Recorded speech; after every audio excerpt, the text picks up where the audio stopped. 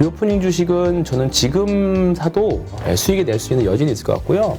제가 항상 말씀드리는 게 신고가를 못 사면 정말 대시세를 살 수가 없습니다. 올해 좀 주도주로 나설 가능성이 있는 이제 테마 중에 하나를 자율주행 시스템, 자율주행 섹터로 말씀을 드렸는데 조금 4월 달에는 한번 4월 달, 5월 달 정도 기대를 한번 해봐도 되지 않을까. 일단 요즘 리오프닝주가 네. 좋은 모습을 보여요. 그렇죠. 네. 근데 이 리오프닝주도 일단 뭐 워낙 섹터가 여러 가지다 보니까 그 가운데서도 오르고 내리고 막 네. 이게 변동성이 강해서 지금 어떻게 뭐 조정을 해야 될까요? 아니, 저는 더 홀드의 의견입니다. 네. 리오프닝주에서도 어떤 쪽들이 오늘은 이제 항공 주식들이 좀 많이 올랐는데요. 네. 사실 최근에 3월 달 들어서 이제 전쟁 리스크랑 그다음에 뭐 1월로 인한 인플레 리스크, 그다음에 뭐 에너지 관련 섹터들이 조금 시장에 수급을 가져갔었고 3월 중순에는 또 정책 테마주들도 또 수급을 가져가고 그랬었는데 이제 항상 염두에 뒀었던 게 분명히 요것들이 좀 잠재된 게 지워지면 좀 이벤트들이 소멸이 되면 또는 수급이 좀 약해지면 당연히 언제나 다시 돌아올 수 있는 거는 리오프닝 아니면 반도체라고 생각을 했었어요. 네, 그래서 리오프닝은 전혀 매도 의견을 내지 않았습니다. 저는 이제 고객님들도 그렇고 어디 가서도. 그래서 오늘 이제 그 리오프닝 중에서도 우리가 뭐 제가 항상 하는 이번 주에 많이 마셨는데 하이트 진로도 그렇고 주류도 그렇고 그 다음에 오늘은 이번 주에 강했던 게 엔터 주식들 뭐 JIP, YG, 뭐 하이브도 그렇고 그 다음에 오늘은 항공 주식들 이 강했죠. 뭐 대한항공, 그다음에 에어부산, 진에어 이런 부분들. 그다음에 오늘은 뭐 파라다이스라던가 뭐 이런 쪽이 다 강하고 오늘은 화장품까지도 강하게 움직였었는데 지금 요 안에서의 뺑뺑뺑 돌고 있고 지금 일단은 리오프닝이라는 큰 섹터 안에서 군집이 돼서 가고 있잖아요. 이게 주도주의 축으로 분명히 한쪽으로 잡았습니다. 그렇기 때문에 이게 뭐 일시적으로 쉴 수는 있습니다만 오늘 이제 기사가 다시 또 이제 완화된 거리두기가 나오다 보니까 또 그 탄력을 받아서 또 주가들이 움직였었는데 이 흐름은 사실 조금 더 움직일 수 있는 여지가 있어서 리오프닝 주식은 저는 지금 사도 늦지는 이게 뭐 지금이 한 5분 응선, 6분 응선, 7분 응선일지 모르겠습니다만 아직은 충분히 룸은 좀 있을 것 같아요. 수익이 낼 수 있는 여진이 있을 것 같고요. 며칠 전에 이제 JYP가 이제 자회사 그 보이그룹인 스트레이키즈가 빌보드 앨범 차트 1위 하면서 신고가를 났었거든요. 이 구간에서 났었거든요. 차트 강하네요. 그죠?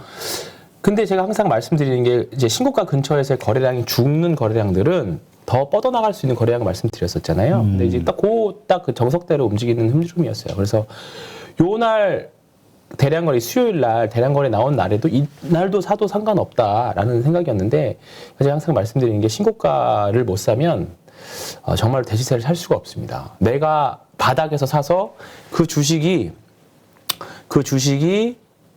주도주가 될 때까지 기다리는 게 방법이고 그거 기다릴 수 없으니까 그 조금 더 올라갔을 때 비싸게 사더라도 신고가 영역에서 사자라는 거죠. 그래서 JYP도 를 비롯한 다른 엔터 주식들도 마찬가지고요. 그 다음에 오늘은 좀 예쁜 그림을 뽑아냈던 게 진에어 같은 주식들이 이제 박스권 탈출하면서 거래량 나오면서 하는 그림이 있고, 그 다음에 에어부산도 그랬고, 그 다음에 에어부산 좀 약하네요. 아시아나 항공이었나 봅니다.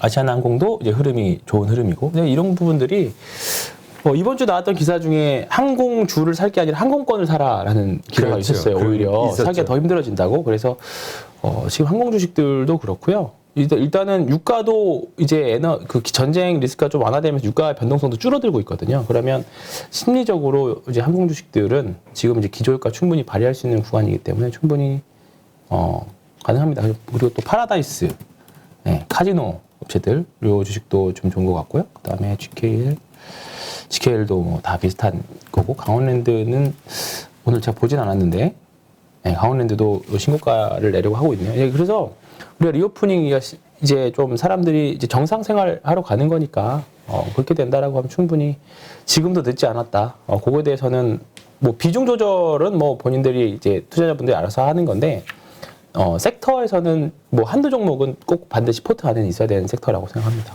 네. 그러니까 하여튼 좋은 모습을 보이는데, 네. 근데 참 이게, 그러니까 이제 진작에 들어간 분들은 지금 이제 그렇죠. 즐겁게 그 수익을 좀 만끽하고 있는데 지금 이제 저걸 보고 들어가야 될까를 고민하는 분들 입장에서는 불안하단 말이에요. 네. 이 지금 꼭지에 물릴 것 같거든. 그걸 말씀드렸잖아요. 사도 된다고. 저는. 그렇죠. 저는 여전히 사도 된다고. 네, 여전히 사도 된다고. 그래서 네. 만약에 이런 분들이라면 들어갔어요. 근데 오를 거라는 기대감.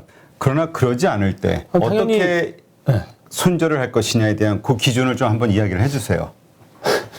왜냐하면 이게 참 많은 분들이 이 교육은 반복이라고 그러잖아요. 네. 해가지고 했던 이야기인데 그 계속 그 어려워하시는 분들이 있어서 그냥 가장 쉽게 할 수 있는 거는 나는 어떤 가격을 깨지면 매도하겠다. 스스로. 또는 손실 금액이 얼마 정도 벗어나면 매도하겠다.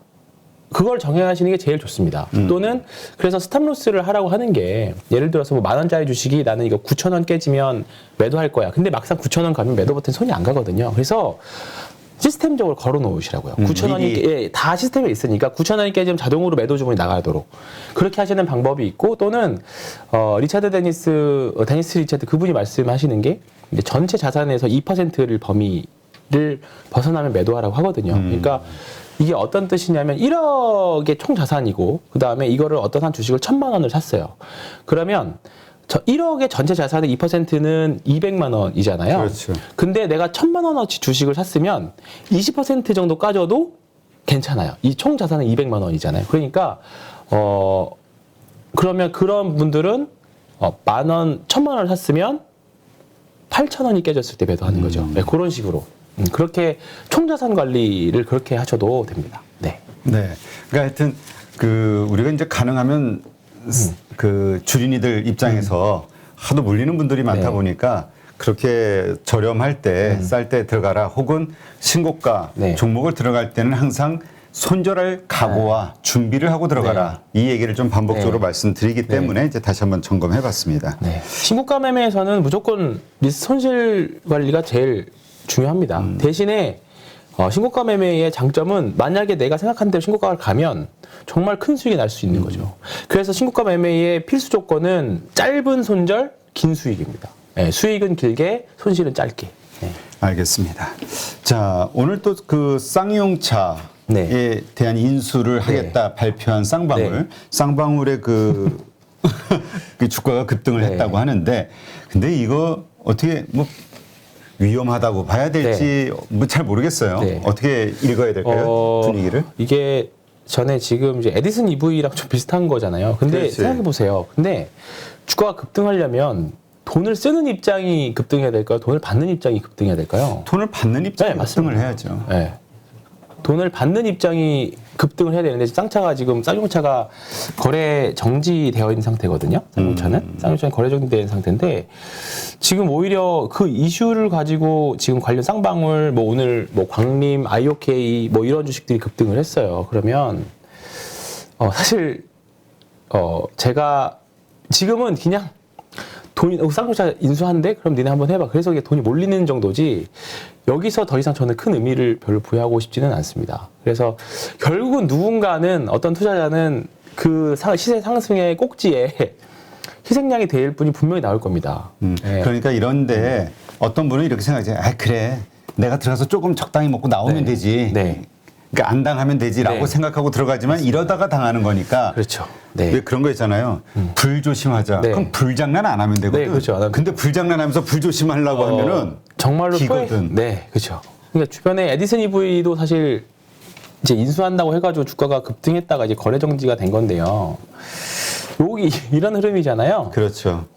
지금 쌍방울이 여기일지 아마 이 사례를 보고서는 뭐 충분히 더 갈 수 있다라고 생각을 해가지고 할 수 있는데 지금은 철저하게 리스크 관리 잘 하셨으면 좋겠습니다. 이거는 사실 크게 말씀드릴 게 없어요. 네. 그러니까 일단 현재는 네. 돈 벌 수 있는 확률이 높은 곳으로 가야지. 네. 그러면서도 좀 리스크가 크지 않아요. 네, 그렇죠. 이거 리스크가 말고도 너무 커. 좋은 주식들 많은데 구태요. 굳이.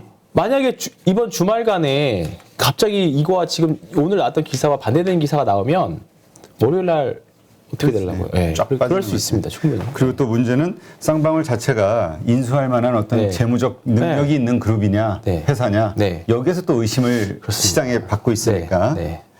그러니까 이게 저런 그림이 저 에디슨처럼 나올 수도 있겠지만 에디슨의 사례가 반면교사가 돼서 오히려 그냥 막 물량이 나올 수도 있는 거니까. 뭐 단타나 뭐 단기 트레이딩은 본인 투자자분들 역량대로 하시는 건데 그거는 뭐 노코멘트 하겠습니다. 상용차 관련은. 알겠습니다. 자, 지금 그 현대차하고 기아 네. 이제 러시아의 그 공장 문제 때문에 이 우크라이나 전쟁이 터지면서 이제 상당히 또 타격을 입었죠. 그러지 않아도 어려웠는데 뭐 진짜 설상가상으로 더 타격을 입었단 말이죠. 그러다가 요즘 분위기가 좀 좋아진다, 협상이 잘 될 것 같다라는 이야기가 나오면서 잠깐 맞습니다. 반등하는 듯 했으나 역시 또 약해요. 네. 어떻게 봐야 될까요? 일단은 전쟁 이제 뭐 자동차 이야기를 하면서 자연스럽게 이제 현대차, 기아차 얘기를 가져가는 건데요. 지금 연초 들어서 지정학적 리스크 때문에 자동차 업종이 대부분 20% 정도가 하락을 했습니다. 뭐 현대차, 기아차가 러시아에서 이제 점유율 1위이기도 하고, 그렇다 보니까 가장 타격이 컸던 섹터가 현대, 기아차, 뭐 모비스, 글로비스 다 이랬죠. 근데 지금 그렇죠. 주가들을 보면 전쟁은 여전히 뭐 휴전에 대한 이야기도 간간히 나오고 있습니다만 이미 주가는 먼저 3월 초부터 반등이 일단 나오기 시작을 했었어요. 네, 한 상태인데 더군다나 일단 지금은 또 그걸로 인한 전쟁으로 인한 원자재 급등도 양상 나오고 있기 때문에 부품사들한테도 또 굉장히 좀 좋지 않은 구간이죠. 그래서 근데 어쨌든 지금 전쟁이 이 관련 주식들한테 미친 영향이 감소되고 있고 시장 전체로도 감소되고 있다는 것만큼은 이제 대부분 투자자들이 많이들 이제 아실 거라고 봅니다. 이제 여기서 갑자기 뭐 더 어마어마한 뭐 핵을 쏜다던가 그런 뭔가 전쟁이 확전에 대한 무언가가 더 있지 않는 이상은 이것 때문에 사실 이거를 모르기 때문에 우리가 계속 변수를 놓고 있는 거죠. 사실 전쟁도 안 날 줄 알았는데 난 거고 이런 정치적인 변수는 경제적인 그거하고는 또 다른 게 움직이기 때문에 근데 이제 변수가 있는데 만약에 점점 전쟁이 우리가 예상했던 대로 점차 이제 어느 정도 이제 이제 점점 분쟁이 좀 약화되는 상태로 간다. 그리고 또 이제 휴전이나 이제 종전까지도 간다라고 하면 그동안 가장 피해를 받았던 현대, 기아차 그룹이 또 가장 빠르게 반등은 하겠죠. 네. 일단은 실질적으로 뭐 숫자가 회복되지는 않더라도 빠진 폭의 일정 부분은 또 반등할 거라고 봅니다. 이미 현대 글로비스 같은 경우에는 이미 먼저 반등을 많이 해서 이미 예전 주가로 올라왔어요. 근데 이 글로비스 같은 경우는 중고차 시장에 대한 기대감 때문에 그런 것들이 맞습니다. 그런 것도 다 있고 물류 가격이 좀 많이 올라가다 보니까 그거에 대한 수요도 있어서 올라왔죠. 근데 이런 부분들인데 여기서 무조건 현대, 기아차 그룹주라고 다 사시면 안 될 것 같고요. 일단 자동차 부품주들은 일단 원가 상승에 대한 부분들을 완성차 업체 쪽으로 지금 전가를 못하는 상황입니다. 그렇죠. 그렇다 보니까 지금 물류비라던가 부품값 상승 에 대한 부분들을 아직 이제 부품사들이 다 떠안아야 되는 구간이죠. 그래서 지금 보면 현대모비스하고요. 현대모비스하고 그다음에 현대 위아나 그다음에 한온시스템 그다음에 만도 주가 흐름들을 보면 만도는 그래도 좀 올라왔네요. 기아나 그다음에 기아도 아직 덜 올라오긴 했네요. 현대차나 이런 거에 비하면 아직은 조금 탄력이 약한 것 같아요. 네, 그리고 이거는 뭐 점차 시간이 가면 갈수록 분명히 좀 차이는 주가의 괴리는 있을 것 같고 그래서 지금 일단은 부품 주식들보다는 완성차 업체를 보시는 게 나을 것 같다는 생각이고 그거 말고 오늘 현대 기아차 그룹주 중에서 약간 다크호스로 지목되는 회사가 하나 있습니다. 근데 그 회사는 오늘 먼저 장대 항목을 오늘 하나 되게 예쁘게 뽑아줬는데요. 바로 현대오토웨버입니다. 자율주행 관련해서 현대오토웨버 되게 좋아하시는 분들이 많은데요. 맞습니다. 저도 이거 자율주행에서의 이제 기준 대장주까지는 모르겠지만, 그러니까 이제 뭐랄까요, 주가 상승률이 가장 큰 게 대장주인데 뭔가 이제 큰 형님 되는 격, 뭐 예를 들어 카메라 섹터의 LG 노텍 같은 그런 느낌 있죠. 뭐 MC넥스나 하이비전이나 뭐 파트론이나 뭐 이런 것들이 다 뭐 다른 부품사로 있지만 LG노텍이 기준점이 돼서 보는 것처럼 현대 오토웨버도 자율주행에서 우리나라 이제 좀 그 커넥티드 카에서의 기준점으로 보고 있거든요.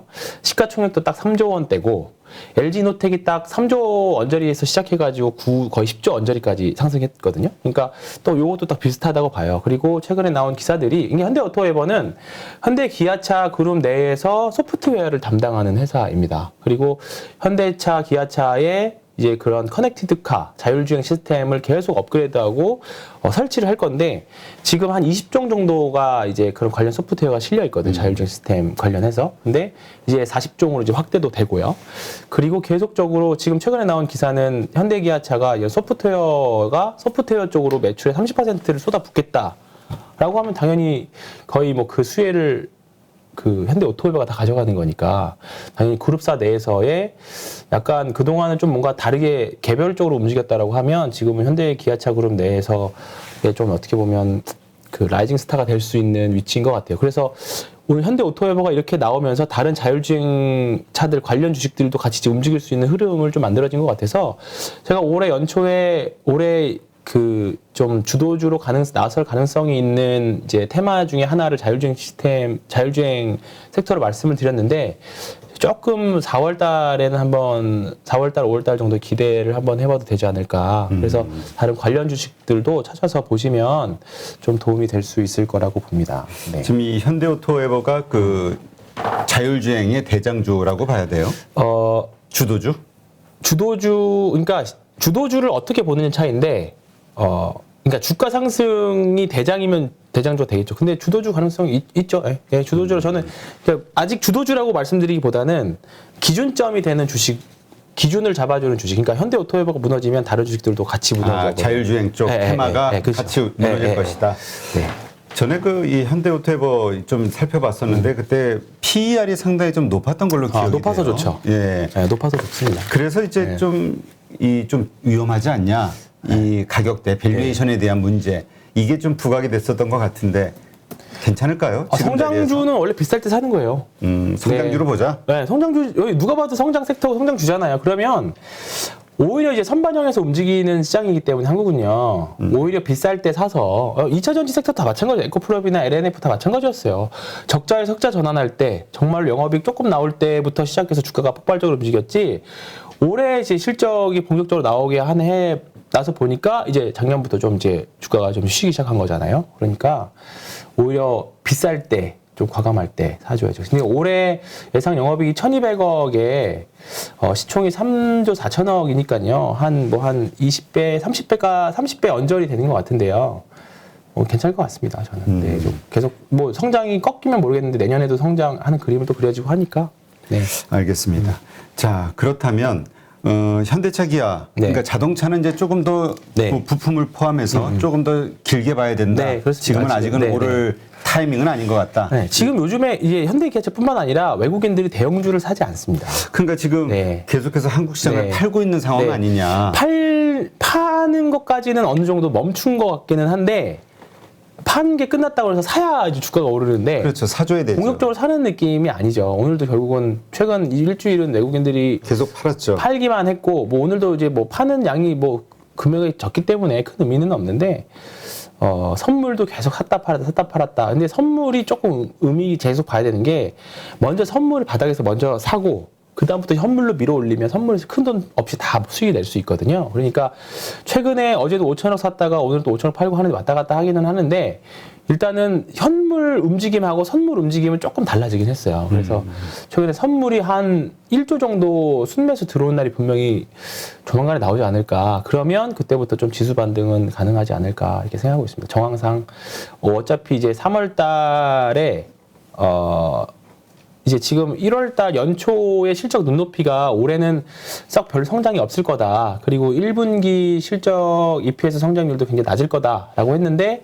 3월 중순 넘어서면서부터 애널리스트들의 가이던스가 조금씩 높아지고 있어요. 이제 계속 하향 추정하던 게 멈추고 이제 최근에 한 2%포인트 올렸거든요. 그래서 지금 일단 1분기 실적에 대한 눈높이도 낮아져 있는 상태인데 거기서 조금 이제 올라가는 개선되는 상태입니다. 그러면 1분기 실적이 올해 EPS 예상 경로는 1분기는 떨어지고 2분기 조금 올라가고 3분기, 4분기부터 개선되는 흐름인데 지금 요대로 간다라고 하면 1분기 실적이 추정치대로 어느 정도 나오면 3분기, 4분기에 대한 실적 추정치에 대한 신뢰도가 좀 높아지겠죠. 그러면 그 부분들이 반영해서 움직인다면 일단은 4월달, 5월달, 6월달까지는 일단 해볼 만한 그림. 다만 모멘텀 공백기이기 때문에 트레이딩 구간하고 대형주는 공격적으로 지르시기보다 떨어질 때마다 싸서 싸게 매집하는 구간, 그 정도를 활용하는 전략을 좀 짜셔야 될 것 같아요. 그러니까 이제 이번 4월 달에도 대형주가 좀 오르기는 쉽지 않을 것 같다. 아직까지는요. 예, 네, 아직까지는 이런 그렇습니다. 의견이 많더라고요. 네. 결국 외국인이 사줘야 되는데 네. 지금 환율 문제. 네. 근데 지금 환율도 1,200원, 10원. 근데 이 부분은 또 긍정적으로 생각하면 더 긍정 생각할 수 있어요. 왜냐하면 어떤 면에서? 주가는 많이 떨어져 있고 환율이 올라가 있는 상태잖아요. 근데 지금은 외국인들이 만약에 주식을 사고 사면서 환율이 내려가면 원화가 강세로 가면 환차 이익이 생깁니다. 그렇게 그러니까 되면 지금 높아졌을 때 이미 그러면서 이제 환율은 이렇게 내려오죠. 그래서 달러 환산 코스피를 통해서 보면 충분히 매력적인 구간이라고 해석하시는 분들이나 차트도 있거든요. 그러면 이제 결국 외국인들이 그 사기 시작할 그 트리거가 뭐가 될 거냐. 이게 이제 그죠. 거시적인 어떤 좋은 분위기가 맞습니다. 나와야 되겠죠. 그 중에 하나가 이제 우크라이나 전쟁. 끝. 그렇죠. 끝나고 우리 한국은 이제 이런 인플레라던가 원자재 상승에 되게 취약한 나라이기 때문에 이 부분이 안정이 좀 돼야 될 것 같고요. 그 부분이 확인이 돼야 외국인들이 좀 과감하게 매수가 들어올 겁니다. 근데 그때가 언제인 줄 알아요. 그렇죠. 네, 그때까지는 모멘텀 공백이고 그리고 이제 우리나라는 3월 달에 좀 느끼셨겠지만 또 특별하게 또 3월 달에 정치 테마주가 또 득세를 일부 했었습니다. 안랩도 그렇고 오늘 안랩도 그랬고 몇몇 이제 시장 관련 주식들 움직였고 그리고 또 6월 달에 지방선거 있잖아요. 그렇기 때문에 또 관련 인맥주들이나 정책주들 지금도 사실 뭐 새 정부에 대한 정책에 대한 기대감들로 정책주들이 움직이고 있는데 이제 그런 부분들이 우리가 흔히 말하는 퀄리티 주식들이 못 가게 만드는 요인이 될 수는 있어요. 그렇기 그렇죠. 때문에 무조건 좋다 싸다 전도 유망하다라고 하는 종목을 사서 기다렸다가는 생각보다 잔고가 재미없을 수 있습니다. 좀 시간이 오래 걸릴 수 있으니. 네. 그거는 이제 분명히 기회비용 차원도 분명히 생각을 해봐야 되는 거고 요즘 느끼셨겠지만 시장에서 수익 내기가 굉장히 녹록치 않아요. 대신에 단타 하시는 분들한테는 변동성이 충분히 종목별, 섹터별로 나오기 때문에 충분히 매매하시기는 편한 상태라고 봅니다. 네, 그래서 근데 이제 연습을 좀 하셔야겠죠. 네. 알겠습니다. 누구나 1시간 안에 200개 종목에서 좋은 종목을 고를 수 있는 그런 능력을 배양할 수 있도록 제가 도와드리려고 그렇게 하고 있습니다.